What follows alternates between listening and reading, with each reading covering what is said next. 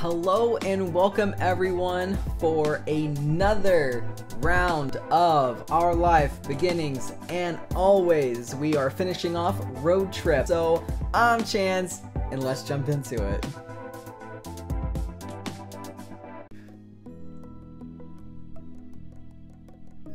These backgrounds are so freaking pretty in this game. The next morning you were up bright and early preparing for the day ahead. You had slept well, you had slept okay, you had slept terribly. I'm gonna be slightly realistic about this and just go ahead with saying you had an okay sleep because I think it'd be hard. First of all, you're sleeping in an RV, it's cramped, and you have to sleep with two other people. It was nothing compared to your bed at home, but at least you didn't have to sleep on the floor. Exactly. So you couldn't complain too much. Mom whined a bit about the firmness of the mattress, but Mom had only encouraged her to enjoy the trip while she could. It's fair. While looking for a spot to get ready, you had some trouble finding a space of your own as the others were doing the same. Cove was perched on top of the counter, brushing his hair and tucking up his legs every time someone wanted to move past. The parents were checking, double checking, and triple checking that you had everything, to the point where you had stopped listening to them altogether. You knew you wouldn't be returning to the RV at all that day, but by the look of the backpacks that were packed up and ready to go, you doubted anything was missing from them. I want to go to this place one day. The Redwood Forest. It didn't take much longer until you all exited the RV in a bustle and headed into the Redwood National Park. What he said. Wow. Cove had his head tilted up towards the canopy of trees, his eyes wide as he took in the massive trunks on either side of you. You knew that the redwood trees here were considered the tallest trees on Earth, but you weren't prepared for exactly how huge they would be in person. Smile, you two! You spun just in time for Kyra to snap a picture of you and Cove together before she pointed her camera at Cliff, trying to get a shot despite his weak protest that she should just enjoy the moment. Your parents were walking behind the group a little, with Mom telling Ma some information she had read about the park in a brochure.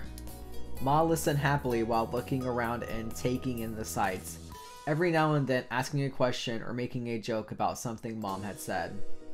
You smiled at them, thinking your mom must have read a lot of pamphlets to know so much about the park. Maybe you should come and work here as a tour guide if you know so much about it, or about this place. Elizabeth teased, earning a squeeze on the nose from your mom. She seemed to be enjoying herself, but you thought that might just be because she was amused by everyone else's reactions. You were in awe of the redwood trees, you were fascinated by the sensations surrounding you, you were in a good mood, you weren't as impressed as the others, you were embarrassed that the adults were being so touristy. We are definitely in awe of the redwood trees. Jimmy would be at home, I think, just learning and discovering new foliage and critters and all that stuff. Surrounding you on either side, the enormous trees shot up into the sky, the sunlight peeking through their canopy and speckling the path in front of you. The sheer size of the redwoods made you feel like a tiny ant bustling along through the forest. The adults had decided on some casual nature walks rather than any serious hiking, and you strolled along at your own pace, taking in the scenery. Elizabeth sped up a little, smirking at Cove as she fell into place between the two of you, and immediately you could tell her expression she was going to say something taunting. I can't believe our families are actually on vacation together. She threw her arms out, speaking with a genuine sense of bewilderment. I would have joked about something like this happening, but now I'm not sure I want to give them any more ideas. Cove smiled at her, even if it was a little awkwardly, and continued walking along. Just watch, next year they'll be talking about their next new amazing idea. She put on a fake voice deeper than her own. We should just sell both our houses and move in together. Think of how much we'd save on the mortgage. It was clear that Elizabeth was being sarcastic. Cove simply shook his head, not really bothered by her. You supposed he was used to it by this point. But seriously, they really do act like we're a single family, just because we live across the street from each other. Elizabeth gave Yu and Cove a look, her eyes glinting with mischief as she leered at you. Maybe one day we will be related, legally anyway. She said it as though she was a gossipy old lady. Maybe. I guess you and me could get married, Elizabeth. Yes, Cove. Yes. What? Me? Yeah, that way Jamie would be my brother-in-law. That would be fun. Elizabeth stuck her tongue out at Cove, as if the very idea were ridiculous. You told her to cut it out already. Cove has a point. It was a great it wasn't a great comment. I'll marry you, Cove. You ignored Elizabeth. You were embarrassed. God, what do we say? This is a little bit too mean. I don't necessarily want to ignore Elizabeth. I don't necessarily know what Cove has a point. It wasn't a great comment means. But we're gonna click on it and see what happens. He could just as easily marry you. Well, actually, you need two people's consent for a marriage, and there is no way I'd ever agree to that. That's exactly what I wanted out of that. Really? Never? That's breaking my heart. Elizabeth poked out her tongue at the both of you, giving you a sour look. She walked ahead, obviously not getting the responses she was looking for, and you and Cove swapped amused looks. The day continued on, with plenty to see and experience. You passed a few different activities that you would have liked to try out if you had the time, such as kayaking and rock climbing, but Ma said that would have to wait for another trip. There was a little stream during the walk that you sat beside and set out a picnic for lunch, nibbling on a section of fruit, sandwiches, and chips. Various birds flew by overhead, and you made a game out of guessing the species that were hanging out in the trees nearby. That's so cute! You even managed to get a couple of them right, including the kingfisher that grabbed half of Cliff's sandwich. You were glad you got to do this in the end. You were disappointed to only have one day in the park. You thought the long trip wasn't worth only one day here. You had more fun hanging out in the RV. You hadn't had a good time with this trip. So, do we want to be glad that we got to do this in the end, or do we want to be a little disappointed that we only have one day in the park? You know what? Let's be grateful. Like, I think Jamie would feel this way. I think he would be disappointed to only have one day at the park, but I think his gratefulness to even do it would like override all of that. So it was definitely a special experience and one you'd remember for a long time to come. You smiled to yourself, committing the sights and sounds to memory. That's so cute. Your group made it back to camp just as the sun was setting in the sky and the stars were appearing one by one. Everyone had enjoyed different parts of it most. You traded stories of what you thought while you were eating dinner, then afterwards you pitched in to help clean up. You, along with Elizabeth and Cove, got to head back to the RV early and spend some time together while the parents stayed outside longer. It was nice to have the space to yourself after the cramped journey there, and while Elizabeth had locked herself in the back room with her headphones, you and Cove were left in the main lounge area. You headed up to the loft to relax on your own. We're hanging out with Cove. We're not just gonna leave him there to fend for himself. We might as well get comfortable. Who knows how long they'll be out for. You took a seat on the sofa while Cove sat down on the other end, tapping his fingers against his knees. You know, I hardly ever see you wearing a jacket, especially in summer. Yeah. Oh, yeah. I like wearing as few layers as possible. It's easier that way. I'd rather be cold than extra hot, and it's kind of a pain to carry extra clothes around. My parents made me bring this jacket. I'm the same way. I don't mind either way. I love wearing layers. I love layers and accessories too. I'm gonna say that we don't mind either way. I just dress depending on the weather or how I'm feeling at that time. Cove smiled lightly at you and nodded. I've noticed. Aww. You changed the subject. You asked him what he liked to see others wear. I'm curious now. You asked him what he liked to see others wear. Hey, what kind of things do you think are nice to see on another person?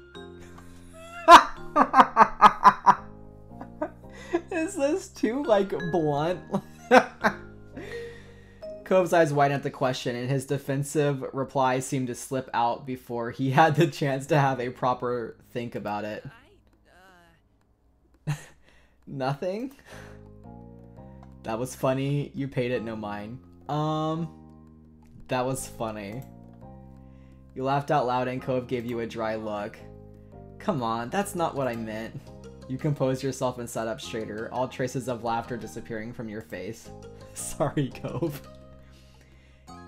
Answer with what you do mean then. Isn't there anything at all you think looks good when you see it on someone? Cove mumbled under his breath, and you couldn't quite catch the words. He was having a difficult time with the subject. Fair, I should have figured that. It was a topic that made him uncomfortable, so you let it go. You had a little fun. That was enough. You changed the subject. You're not very good at these conversations, are you? I swear I won't make fun of you. I just thought it would be fun to talk about. Alright, we're just going to do... It was a topic that made him uncomfortable, so you let it go. I think that's probably the better thing to do. Maybe? I don't know. I'm avoidant. You didn't want to push him any further, so you didn't insist. We should have. We should have! I wish I could go backwards. The parents all arrived soon after, each of them climbing into the RV and finding some place to sit down and rest their legs. Elizabeth, having heard the commotion, came out from the room for the first time since arriving and joined you all. You spent the evening chatting and playing a few games, enjoying the last evening of the trip together. Bedtime arrived within the blink of an eye. As the group hunkered down for the night, your mom did a final round to be sure nothing had been left behind. She explained that Cliff was going to start driving early in the morning, like on the first day, but would be letting everyone else in the group sleep. There wouldn't be a need for all of them to get up.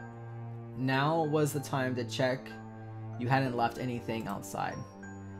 You, as well as everyone else, were confident you had it all packed up inside the RV, which meant it was time to get some rest before the journey home tomorrow.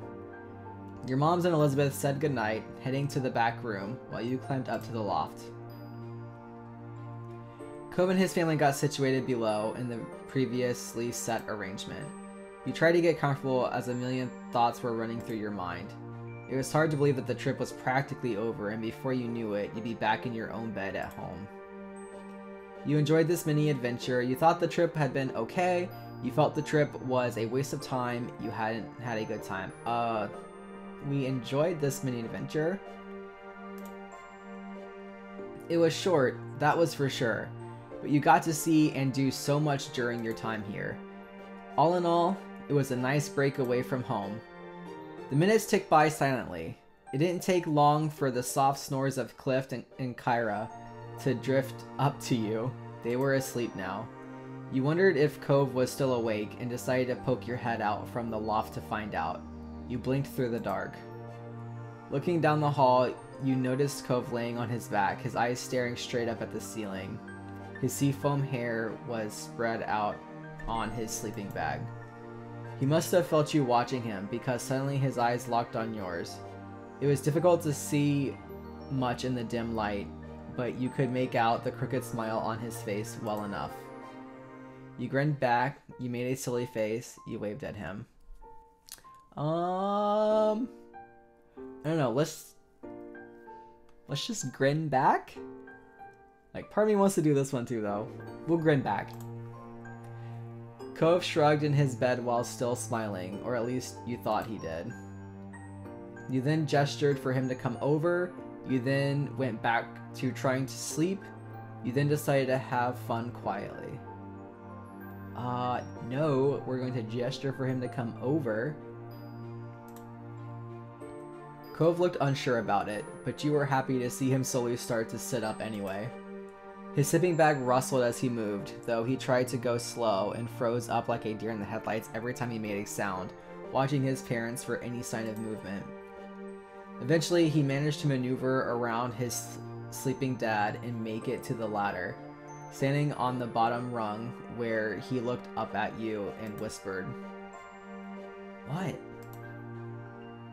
"Hi. Oh, it was nothing. Good night. How are you doing?" You invited him up to the loft.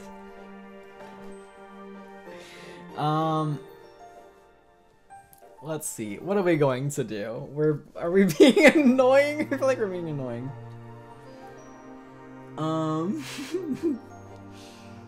Let's ask him how he's doing. Cove shook his head in disbelief, but you could see the hint of a smile peeking out. "Good night, Jamie." What? What? What? He turned right around and crept back to his spot on the floor. You laid down, shuffling onto your back and looking up at the rivets set in the roof of the RV through the dark. At some point, your eyes grew heavy, and you gently drifted off into a deep sleep. When you woke up the next morning, it was to the rumble of the RV as it traveled the long journey home. Still blinking sleepily, you peeked over the edge of the loft to see a glimpse at what was happening. Cove was sitting with his mom on the couch, the two of them talking quietly. He must have noticed you moving around up there because Cove's ocean blue eyes snapped to yours and he gave you a smile. "Morning, Jamie." "Good morning, Cove." Soon your moms and Elizabeth emerged from their room, dressed and ready for the day of travel. You spent most of the day hanging out together in the RV, savoring the last few hours of vacation. Kyra suggested a few different travel games she used to play with Cove when he was younger, and you all had a great time competing against each other. What are they called? Was it Rubberneckers? I love that game, especially as a kid playing it. When the RV finally pulled onto your street, it was well into the night, and you were looking forward to crawling into your own bed after the last few days away. Everyone else must have been feeling the same, because it was mutually agreed that unpacking and cleaning the RV could wait until the morning. That is true. It's always fun and great to go on vacation, but there's always this sense of, I want to get back home to my bed. And everything must wait until the morning if you arrive home in the evening time, for sure. Once home again, you went straight up to your room and dropped onto your bed, shoes and all. You were happy to be in your own bed. It felt weird to be alone. It felt good to be alone. You wished you were still on the trip. You missed being near Cove. I think we're gonna wish that we were still on the trip. Like, I think all of these things at once could be true. But we wish we were still on the trip. There was so much more you wanted to see and do, and being away from home had a special kind of feeling to it. It was sad that it ended. With those last few thoughts drifting through your mind, it wasn't long before you dozed off to sleep. Tomorrow, life would go on like normal. Wow. Oh my gosh. So I feel like that was the first one that I truly want to go back and see what changes the more I mess with it. So yeah, all in all, this was a really fun and thoughtful section. Step 1 felt a little bit more playful, more, obviously kid stuff, and then this one you start to get, because you're a teenager, you start to get a little bit more life stuff thrown at you. So I don't know, this game is so freaking cute and well written. Yeah, I think I'll probably say that every single time. If I don't, then I should. So anyways, thank you all for hanging out with me and watching me play this game. If you liked it, please give me a thumbs up. let me know in the comments down below what you thought of this section. It was probably up there in the top sections of this whole entire game. I don't know. I like road trips, so it makes sense. And if you want to keep seeing more, please hit that lovely red subscribe button. And I appreciate you all. Bye!